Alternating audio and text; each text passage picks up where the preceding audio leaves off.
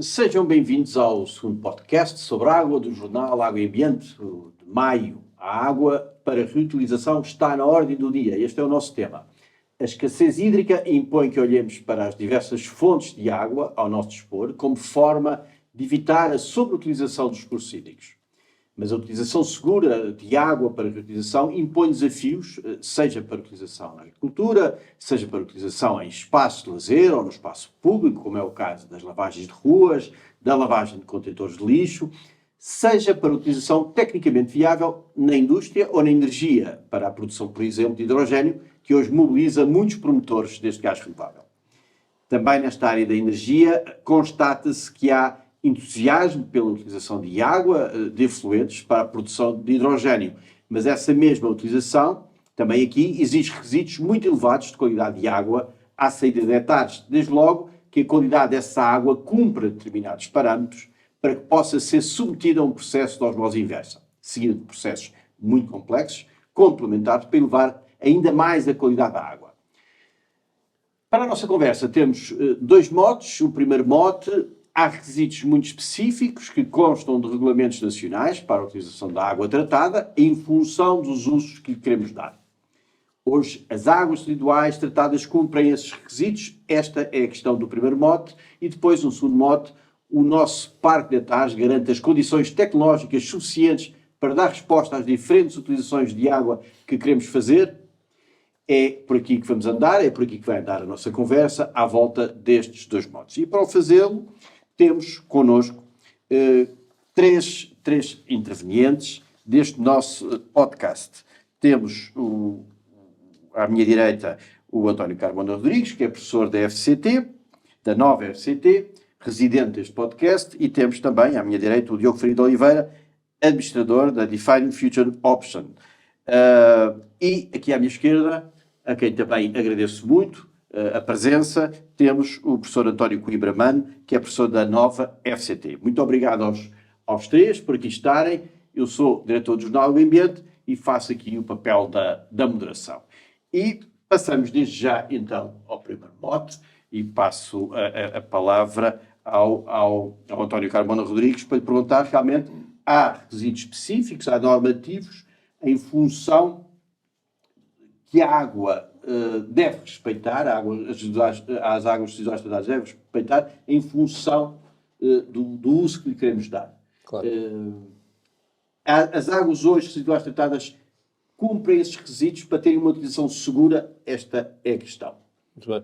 Bom, antes de mais dizer que a reutilização de águas residuais é bem-vinda, porque constitui como que uma nova origem de água, digamos, para além das características das tradicionais origens superficiais e subterrâneas para todas as finalidades de abastecimento público, agrícola, industrial, etc.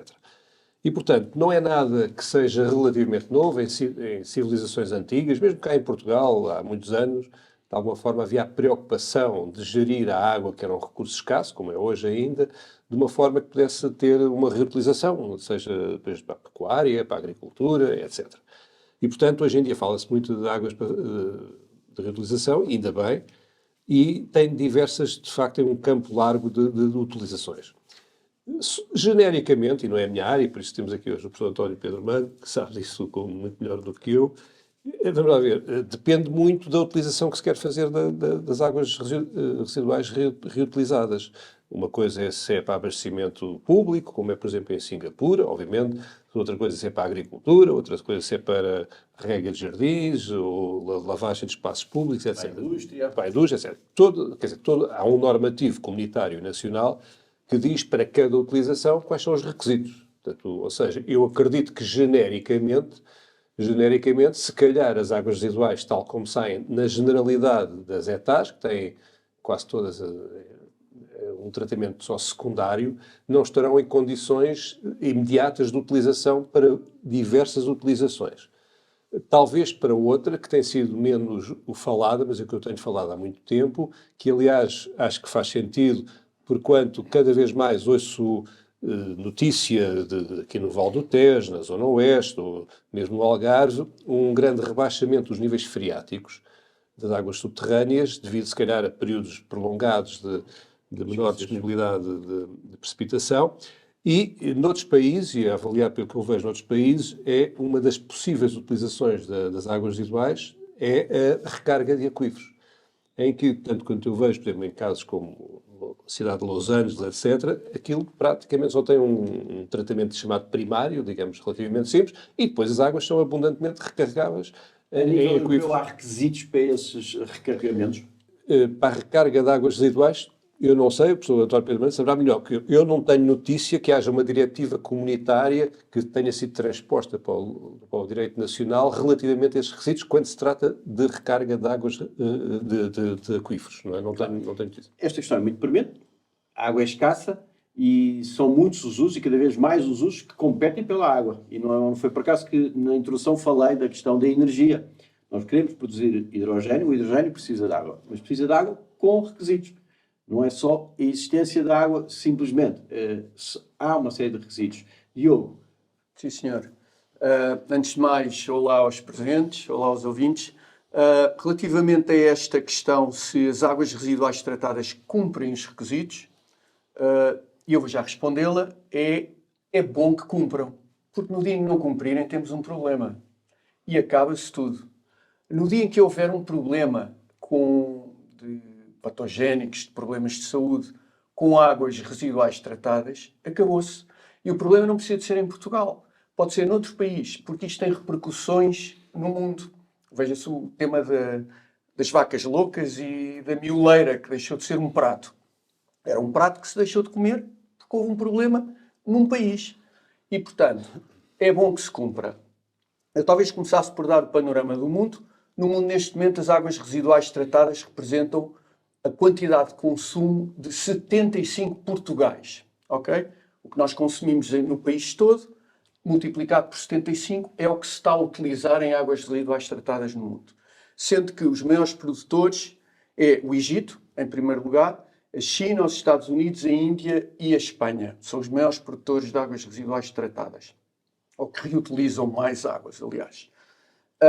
Segundo, o panorama em Portugal. Em Portugal, de facto, existe um regulamento do Parlamento Europeu, mas é muito direcionado para águas para agricultura.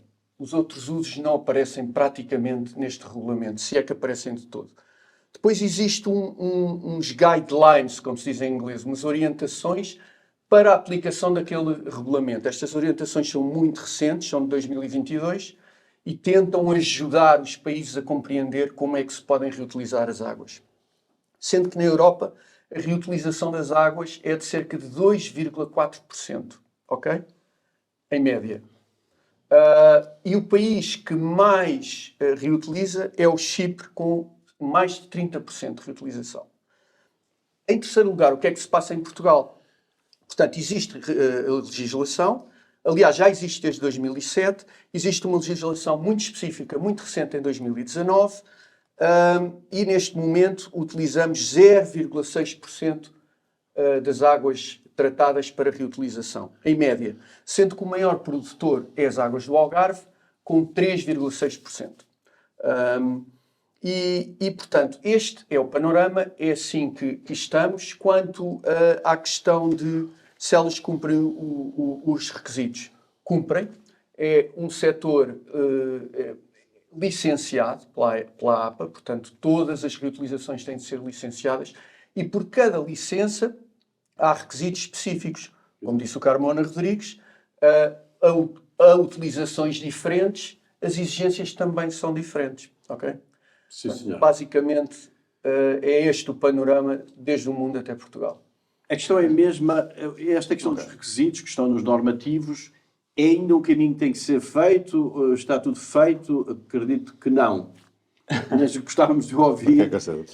Então, boa tarde a todos. Muito obrigado pelo convite. Falar em último lugar é sempre mais complicado, porque muita coisa já foi dita. De qualquer forma, 2 ou 3 notas. Mas já é uma questão de terminologia, eu não ligo muito à terminologia, falo mais do que reutilizar ou reciclar, que são 2 aspectos que hoje são entendidos de forma diferente. Para mim, eu entendo a valorização da água residual tratada como qualquer coisa que é muito importante e que tem sido até agora algo desvalorizado.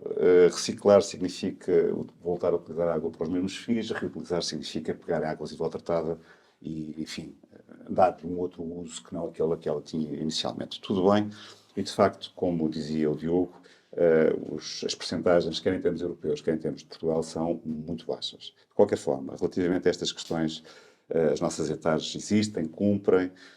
Duas notas. Não é por falta de legislação que não se reutiliza a água. Neste momento nós temos 2 documentos que suportam a atividade de reutilizar a água, que explicitam o que é que deve ser feito, que explicitam como é que se podem fazer pedidos para reutilizar água, para reciclar água. E, portanto, esses documentos são o Decreto-Lei 119 de 2019, de 21 de agosto, e o Decreto-Lei 16 de 2021, para além de uma recomendação da ERSAR de 2023, que não é vinculativa, mas que existe. E, portanto, a questão da legislação e dos requisitos de qualidade estão perfeitamente tipificados. Como dizia o António, esta questão da valorização de águas residuais não é nova. Relativamente ao nosso parque, chamemos industrial, de instalações de tratamento, é verdade que, dependendo das licenças de descarga, com certeza que a qualidade da água tratada varia de etapa a etapa, mas o que é verdade é que nós temos, para já, um parque muito significativo de instalações de tratamento. Depois, na generalidade dos casos, e com uma exceção que vai ser agora alterada, que é a estação da guia, que ainda tem um tratamento primário exclusivamente, todas as outras têm pelo menos tratamento secundário. E o que é verdade é que há um conjunto significativo, nomeadamente das grandes instalações, que já têm tratamento terciário, isto é, que desinfeta as águas residuais. E, portanto, do ponto de vista de qualidade, nós, meu Deus, o caminho que se percorreu nos últimos 30 anos. E, portanto, eu diria que, com exceções, com certeza, mas de norte a sul, nós temos, à saída, pelo menos das grandes instalações, uma água residual que tem uma qualidade muito razoável e que, desde já, é compatível com alguns usos.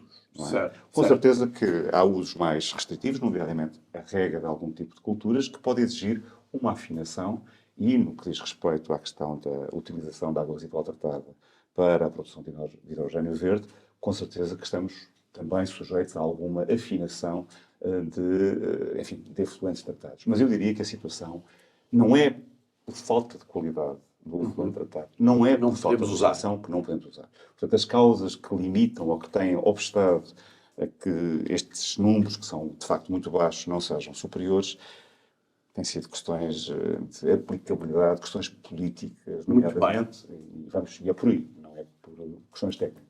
Muito bem. António, há algum comentário a propósito? Eu introduzir aqui uma dimensão que se fala hoje, que é a certificação Sim, destas claro. águas. Claro. Não, vamos lá ver, como em todas as utilizações da água, isto exige um esforço da autoridade da água, em termos de licenciamento, e as licenças, enfim, eu já falei, acho que aqui, sobre a questão do licenciamento em geral em Portugal, para as diversas utilizações previstas na Lei da Água. Há licenças muito antigas que carecem de atualização e de maior rigor. O professor António Pedro Mano e eu próprio estivemos ligados a uma revisão de uma dessas licenças que deu muito a falar aqui há uns anos, da Celtejo, ali em Vila Velha de Ródão, e era só um exemplo de uma licença, por exemplo, que estava completamente desatualizada. E, portanto, o licenciamento é das atividades mais importantes na gestão dos recursos hídricos. No fundo, é a outorga, é a passagem de uma competência que é do Estado para uma entidade pública ou privada, individual ou coletiva, que tem a responsabilidade de gerir uma determinada utilização. E, portanto, o ato de licenciamento é muito importante. Mais importante é, obviamente, quando se trata de coisas que possam ter a ver com a saúde pública. E, portanto, depois há todas as questões de monitorização, mas também de planeamento. Eu, por exemplo, estava há bocado a falar da questão do potencial que têm as águas residuais também para a recarga de aquíferos. Se calhar já teria sido interessante, não sei, a APA, em conjunto com as entidades gestoras, fazer mais ou menos um mapa de Portugal onde é que está mais potencial para fazer isto. Nem todas as zonas têm aquíferos, por exemplo. Nem todas as zonas têm, digamos, excedente de produção de águas residuais tratadas em zonas com potencial interesse para recarga de aquíferos. Mas, quer dizer, também é um planeamento que está subjacente a isto. E essa recarga, por aquilo que se percebe, seria talvez uma forma mais prática e económica de reutilizar. E útil, porque, de facto, pelo menos nestes períodos em que há, de facto, visivelmente, um esgotamento de reservas de água subterrânea. Diogo? Eu talvez pegasse aqui na lógica do António Mano, tentar explicar que não é por falta de legislação que não se utiliza mais água para reutilização. E de facto não é, porque o que dita o grau de utilização é a procura. Portanto, aqui neste caso, nós não fazemos um investimento, fica ali ocioso, à espera que alguém venha comprar água reutilizada. Não é assim. Não é assim, até porque os usos é que determinam o tipo de água reutilizada. Portanto, tem de haver procura. E quando é que há procura? Só há procura em 2 casos. Quando o preço é competitivo ou quando não há alternativas. Ok? Existe um terceiro caso que deturpa este fator da procura, que é a subsidiação. A subsidiação, eu já tive a oportunidade de dizer aqui, eu sou um bocado cético nesta matéria, quando saímos de zonas com stress e com muita escassez.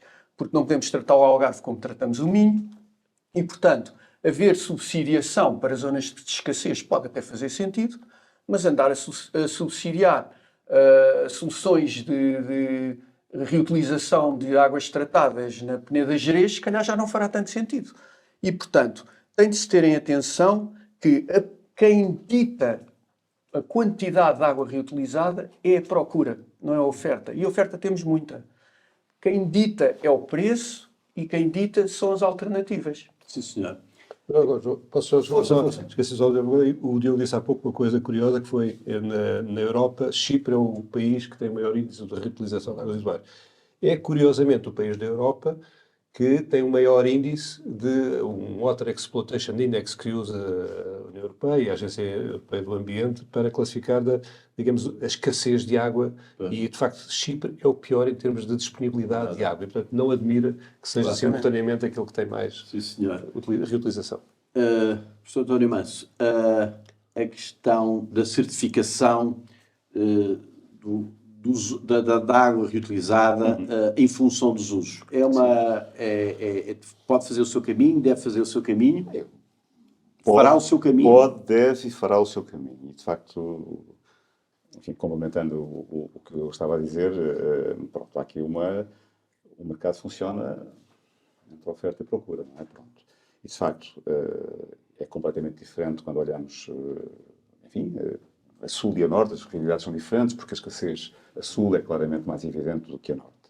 E quando cruzamos isso com o preço da água, quando o preço da água, enfim, for mais barato do que o preço por metro cúbico de água residual tratada, como é evidente, quem compra o produto que é mais barato.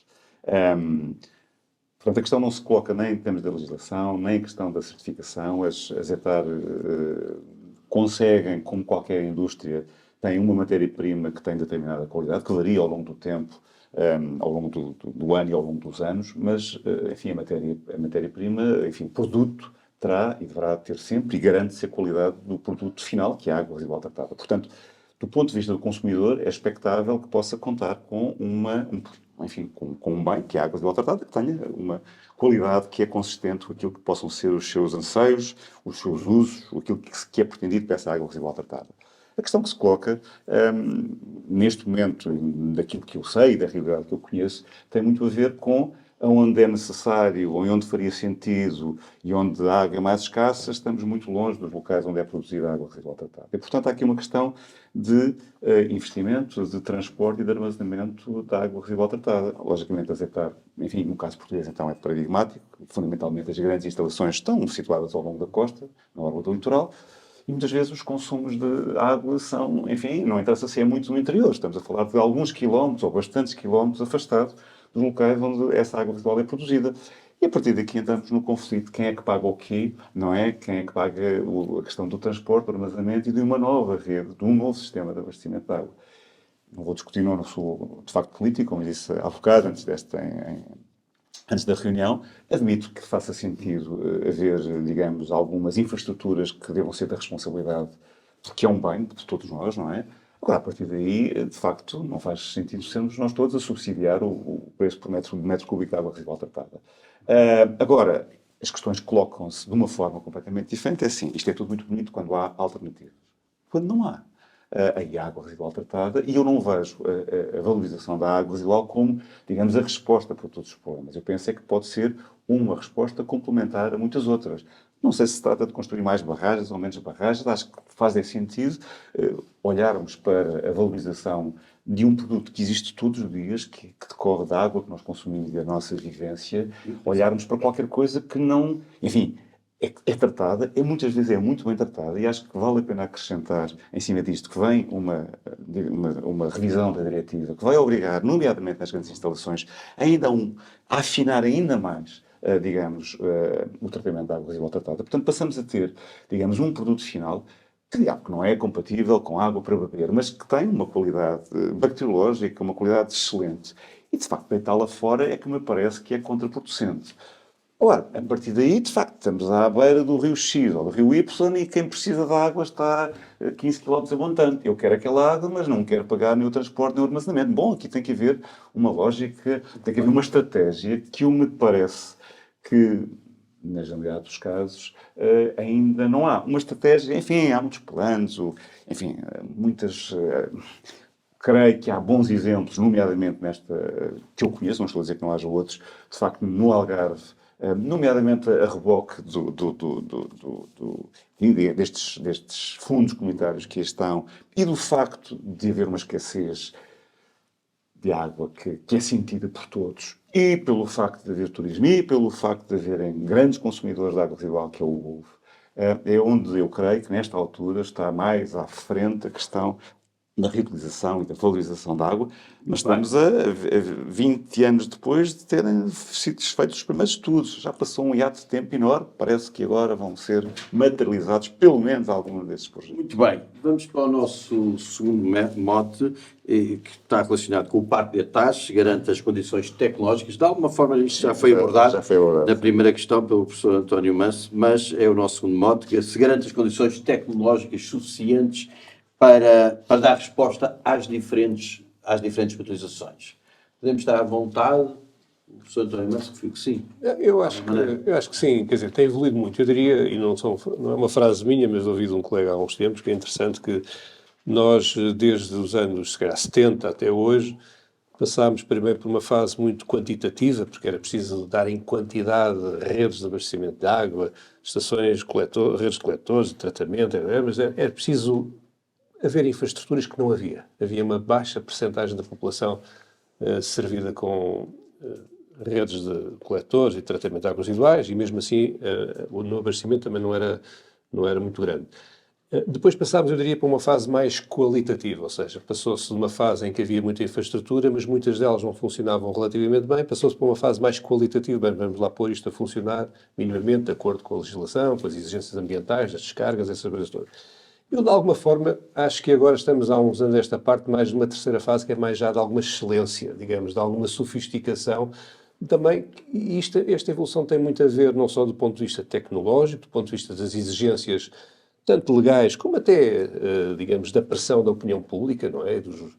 Das pessoas que clamam sempre um ambiente mais limpo, mais bem cuidado, etc. Mas também isto exigiu, a nível do país, milhares de pessoas que têm formação específica sobre esta matéria que não tinham. E, portanto, hoje há porque isto envolve centenas ou milhares de pessoas por todo o país, operadores de estações, de todas as especialidades, que não havia. E, portanto, ou seja, tem havido um percurso, eu diria, de uma fase mais da idade da pedra, quase embrionária, quase quantitativa, qualitativa já para uma fase mais de excelência. E nesse ponto de vista, como o António Pedro Mano disse há pouco, não havia praticamente etares com tratamento terciário. Hoje já se começa a dominar não só o conhecimento, mas também a tecnologia inerente ao upgrade, digamos, das etares para incorporar, caso a caso, aquilo que é preciso acrescentar para cumprir determinado objetivo. Portanto, parece-me que desse ponto de vista eu diria mais para além das infraestruturas é a capacidade de know-how instalado no meio, por todos os agentes envolvidos, a começar, pronto, pelos responsáveis das empresas gestoras, mas também até ao técnico operador de fim de linha da ETAR. Portanto, estou otimista quanto a isso. Pois, ia dizer, se o Diogo ia exatamente por aqui começar para isso, está otimista relativamente a esta questão.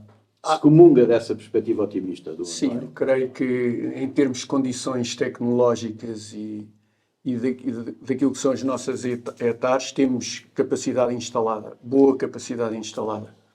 Repare que há mais de 600 hectares que têm um tratamento por lamas ativadas, que são o tratamento mais adequado para depois dar uma reutilização à água tratada. Temos mais de 600 hectares. Mais uma vez, aqui é onde é que elas estão. Claro. Se estão a sul, onde falta água, se estão a norte, se estão ao pé de zonas urbanas ou industriais, ou se estão ao pé de zonas agrícolas, e depois a sua própria capacidade. Há hectares grandes e hectares pequenas, algumas não fará sentido. Mas sim, temos capacidade instalada. Depende também do tipo de investimento necessário, da tal afinação, que era aqui falada ainda há bocado. Por exemplo, para a produção de hidrogénio verde, e convém esclarecer o que é isto do hidrogénio verde. O hidrogénio distingue-se, enfim, na gíria, entre hidrogénio cinzento, que é aquele que precisa de uma energia que utiliza combustíveis fósseis para produzir o hidrogénio. Este hidrogénio cinzento interessa pouco, porque precisa precisamente de fóssil. Depois temos o hidrogénio verde, que é um hidrogénio que, em princípio, não emite CO2. O hidrogénio verde, a montante, também precisará de uma água verde, digamos assim. Como é que entra aqui a água para reutilização? Entra numa lógica de água pura, ou ultra pura. Exatamente. Em que é preciso dar-lhe sucessivos graus de tratamento de nanoafinação, inclusivamente, e osmose, etc., de maneira a que aquela água depois possa ser utilizada para a produção de hidrogénio verde. Nestes casos, o investimento é maior, noutros casos, o investimento será menor. Agora, voltando à questão, em termos da capacidade, ela está lá. Vejamos, por exemplo... Mas é preciso investimento. Sempre. É sempre preciso. É rara a reutilização que não vá precisar de uma afinação ou A capacidade desinfecção. está, mas não é só ligar a torneira, digamos assim. Não é virar o tubo para aquele lado e desatar a reutilizar. Não. Há que investir para, em função do uso a que queremos dar. Okay? Muito bem. Para rematar... Não, tudo bem. Pronto. Dois aspectos que me parece... Nós temos um parque, como já referimos, que tem instalações com muita tecnologia. Creio que é importante referir que tem havido alguma, do meu conhecimento, e estou a falar pelo que sei, e portanto há com certeza exceções, esse parque, de qualquer forma, tem vindo a deteriorar-se, enfim, pronto, desde a crise de, 2012, que tem havido, digamos, déficit na manutenção e na substituição de equipamento em muitas instalações. Portanto, eu diria que há instalações que estão a necessidade de ser reabilitadas. Portanto, Há estimativas sobre o investimento necessário? há estimativas, eu não vou referir números, sim, enfim, nomeadamente o Grupo Águas de Portugal tem essa situação perfeitamente identificada, hectare a hectare. Há déficit de pessoas. E é importante que se refira que nós não estamos a ter capacidade de oferecer ao mercado a quantidade de técnicos que são necessários para operar instalações e, portanto, há essa questão que deve ser acomodada e cautelada. De qualquer forma, se as instalações, como qualquer fábrica, tiverem capacidade de se irem renovando, mantendo e substituindo aquilo que é para substituir, logicamente que o parque instalado oferece garantias e, como eu já disse, neste momento, em muitas instalações, já há aquilo que é a qualidade do produto final, a água residual tratada, já tem capacidade para fazer face a um conjunto significativo de valorizações. O qual tem o resto, é pôr essa água à disposição. Naquilo que é esta questão mais, agora que está em cima da mesa, do hidrogénio verde, e quando falamos já sempre um palavrão, que é a osmose não é um mundo, mas quer dizer, uma coisa é falarmos da energia que se gasta e do custo associado a tratar a água do mar. Outra coisa é falarmos de osmose associada a águas salobras ou a águas que têm condutividades relativamente baixas, sabendo que no caso da osmose inversa estamos a falar de águas ultrapuras que têm que ter condutividades muito baixas. De qualquer forma, o custo que está associado a pegar num efluente tratado ou numa água de abastecimento público ou numa água captada numa albufeira que tenha alguma condutividade, estamos a falar logicamente de afinações. De qualquer forma, é bom que nos situemos que aquilo que é o custo associado à afinação da água para produzir hidrogênio verde, nada tem a ver com o custo de energia associado à produção do hidrogênio verde. Estamos a falar de uma fatia, ok? E que a água residual tratada, ou a valorização dessa água residual, continua a estar em cima da mesa, quase em pé de igualdade com uma qualquer outra lógica de abastecimento de água, seja através de um reservatório, seja através de uma albufeira. Portanto, os custos que estão associados à afinação enfim, eu diria que quase que são marginais relativamente àquilo que é a energia associada à produção do hidrogênio. Mas essa intervenção é fundamental. Essa intervenção é fundamental porque estamos a falar de água que tem requisitos, como em qualquer indústria, e é bom que, quer dizer, nenhum sistema de abastecimento de água fornece água capaz de responder às necessidades de muitas das indústrias, da eletrónica, de tudo. Ou seja, as indústrias têm elas próprias, na generalidade dos casos, com certeza que há indústrias que são menos, que têm requisitos de qualidade menos gravosos, menos pesados. Mas é normal, nomeadamente quando estamos a falar de água desmineralizada, não há nenhuma. Aliás, pelo contrário, a água que é tratada nas nossas estações de tratamento de água não podem ser desmineralizadas, porque senão a água não tinha sabor nenhum e todos nós refilávamos. E, portanto, esta questão da afinação para processos industriais é perfeitamente razoável, é perfeitamente normal e é exigida em praticamente todas as indústrias. Portanto, eu não vejo, quando falamos de hidrogênio verde, quer dizer que isso, digamos, que a água residual tratada não possa ser olhada em pé de igualdade com outras águas, mas com um custo que eventualmente tem algum fator de acrescido, mas não parece que seja por aí. Com certeza. Agora, os promotores, e voltando à energia e tocando nesse ponto da energia e do hidrogênio, os promotores é que têm que estar conscientes que esse é um aspecto que tem que estar resolvido quando pensam em investir. Com certeza, e creio que estarão. Isso é fundamental. Com certeza. Há muito entusiasmo e às vezes pelo menos chegam ecos disso mesmo, às vezes há pouca percepção depois daquilo que é necessário tecnologicamente estar garantido para que essa reutilização aconteça. Com certeza, há sempre esta questão da percepção que às vezes os vários agentes envolvidos, enfim, nestas diferentes áreas de negócio, não têm, e que deviam ter. Mas isso faz parte das questões. E os obstáculos têm que ser ultrapassados, naturalmente. São obras. Sim, senhor. Resolúveis. Eu acho que então vamos agora para a parte final do nosso podcast e prende-se desde logo com a decisão do mês, a indicação, a nomeação por vós, por cada um de vós, da vossa perspectiva, de cada um de vós, naturalmente, qual é a decisão do mês? Queres começar? Diogo. Para alterar aqui a ordem. Decisão do mês. Não figura, a decisão, primeiro. A decisão. Eu talvez fosse para uma não decisão, ok? Ok. Que é a situação em que a APA está sem direção. O anterior presidente, Nuno Lacasta, demitiu-se em sequência daquela operação influencer, não é? Essa ideia dele já estava prevista há muito tempo. Okay. Já tinha manifestado à tutela o seu desejo de sair. Bom, mas saiu e há que nomear a gestão da APA. A APA neste momento está sem presidência. É certo que o governo tomou posse há muito pouco tempo e, portanto, temos aqui de dar um período de graça e de uma escolha acertada desta nova pessoa, mas o que eu espero é que o próximo mês, uma das pessoas do mês, seja o novo presidente da APA. Portanto, a decisão, na realidade, aqui é uma não decisão. Bom, eu faço uma apreciação parecida com a do Diogo, mas noutro contexto.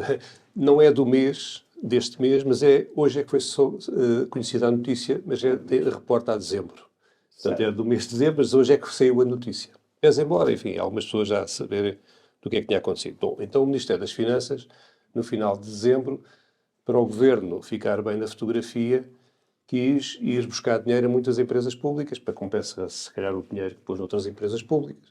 Mas pronto, então deu ordens à administração do Grupo Águas de Portugal para transferir 150, ou depois acho que foram 100 milhões de euros, e teve resistência do próprio Presidente das Águas de Portugal, do meu ponto de vista, muito bem, até porque não é uma questão de teimosia nem de política, é uma questão de que previamente tinham feito um contrato com o Banco Europeu de Investimentos, justamente em que, para fazer investimentos este ano, era uma contrapartida, portanto, é investimento nacional e mais um empréstimo do BEI, e, portanto, não estava em condições de dizer, sim, senhor, aliás, porque já tinham dado 30 milhões de euros de resultados, digamos, dos dividendos do ano 2022, já tinham transferido em 2023 30 milhões, e agora, na última semana, aliás, foi muito falado, em várias também na campanha eleitoral, houve uma pressão grande do Governo de ir, para ficar bem na fotografia, dizer que a dívida do país não ultrapassava 100% do PIB, então queriam coisa. E claro, houve resistência, e sei que teve, segundo as notícias, teve de haver até uma intervenção do próprio Primeiro-Ministro e com a promessa de que iam repor em reforço de capital desse montante agora nos primeiros meses.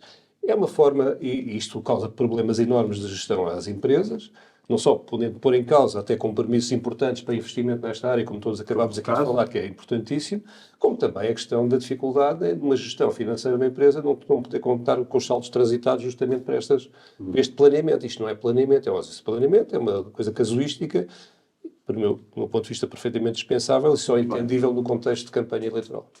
Muito bem. Professor António Manso.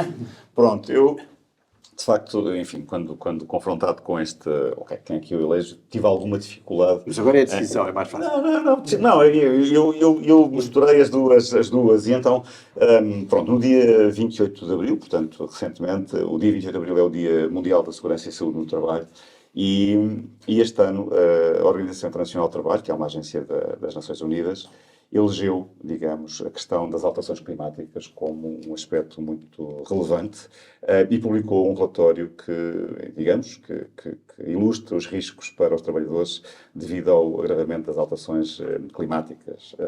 E, portanto, isto é apenas, enfim, neste contexto até do que estivemos aqui a falar, da reutilização da água, mas num contexto, num enquadramento que tem a ver com as alterações climáticas e a reutilização da água também se coloca nesse âmbito, pareceu-me bastante significativo esta questão de que as alterações traduzem-se, digamos, numa deterioração das condições de trabalho das pessoas, seja por questão do calor excessivo, seja as condições, os fenómenos meteorológicos extremos, poluição atmosférica, a radiação ultravioleta, enfim, um conjunto significativo de parâmetros, não é, que afetam as condições de trabalho de muita gente e, eventualmente, no futuro próximo de todos nós. Muito bem. A figura. A figura. Eu elegeria a figura, por acaso é mesmo hoje que ele deixa de ser presidente da Associação Portuguesa de Distribuição e Drenagem de Águas, da APDA, o engenheiro Rui Godinho. Teve 15 anos à frente da APDA e é justamente hoje, a Assembleia, ele vai passar para a mesa da Assembleia Geral. Eu conheci o engenheiro Rui Godinho nos anos 80, estava eu a começar na Nova a dar aulas e ele era lá assistente convidado também nestas áreas, de saneamento, etc. Portanto, é uma pessoa ligada a este mundo, a este nosso mundo. Foi depois vereador e vice-presidente da Câmara Municipal de Lisboa, enfim, teve na EPAL, e portanto eu acho que é uma pessoa que, por ser hoje mais a mais, coincidentemente que ele sai da sua condição de presidente da APDA, eu prestava-lhe aqui o meu testemunho pela carreira e elegeria. Muito bem. Diogo. Eu vou para o presidente da Câmara de Viseu, Fernando Ruas. Ainda não sei se por boas ou por más razões, ok? Ainda vamos ver. Mas o que aconteceu foi que há uma decisão ainda do governo anterior relativa a um processo de negociação e de estudos que estava a ser desenvolvido há muito tempo, que é fazer o abastecimento de água à região de Viseu, a 5 ou 6 municípios à volta de Viseu, incluindo Viseu, através das águas do Douro e Paiva. Este processo do abastecimento de água a Viseu tem tiques de aeroporto de Lisboa. Para já dura há muito tempo, não há tanto como o aeroporto de Lisboa, mas há muitos anos que se ouve falar de que Viseu precisa de soluções.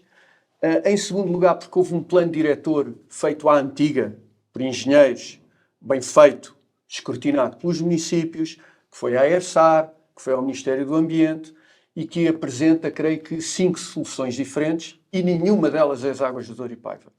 E, portanto, foram para uma 6ª solução que não aparece num plano diretor feito como deve de ser.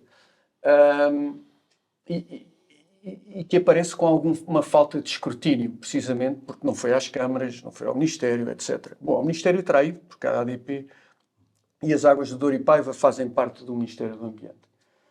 Por último, porque tem 40 milhões de euros de investimento a fundo perdido, de subsídios europeus. Eu sou muito rigoroso na utilização dos fundos. Os fundos são de contribuintes, neste caso alemães e franceses, etc., não interessa, são de contribuintes e devem resultar no impacto nos contribuintes, neste caso portugueses. Ok? E, portanto, tudo o que tem fundos envolvidos deve ter um cuidado extra. Deve ser muito bem visto, de maneira que a gente aplique os fundos onde eles são precisos. Portanto, por um lado, eu diria que é bom, porque Viseu tem solução ao fim destes anos todos, bom, pelo menos acordada, faltam os investimentos agora no terreno. Vamos ver em que ano é que se vai lá cortar a fita e a torneira abre. Mas isso é bom. Por outro lado, fiquei, pelo menos até agora, na dúvida se é a melhor solução em termos de dinheiros públicos e de gestão hídrica, digamos assim. Muito bem. Eu, como disse, eu fixei-me aqui no acontecimento, enfim, associado a esta questão da OIT, de qualquer forma, a reboque daquilo que os meus, enfim, companheiros disseram. Eu, se tivesse de repente eleger alguém, eu falaria, enfim, com algum apreço do Dr. Nuno Lacasta, que deixou de ser presidente da APA, independentemente das razões que levam a que ele já não faça, enfim, parte da direção da APA. Eu cruzei-me com ele, com o António Carmona, a propósito do trabalho que fizemos conjuntamente com o Ministério do Ambiente naquela altura em que o Tejo estava menos bem, e tive várias reuniões com ele, tenho um enorme apreço pelo trabalho que ele desenvolveu.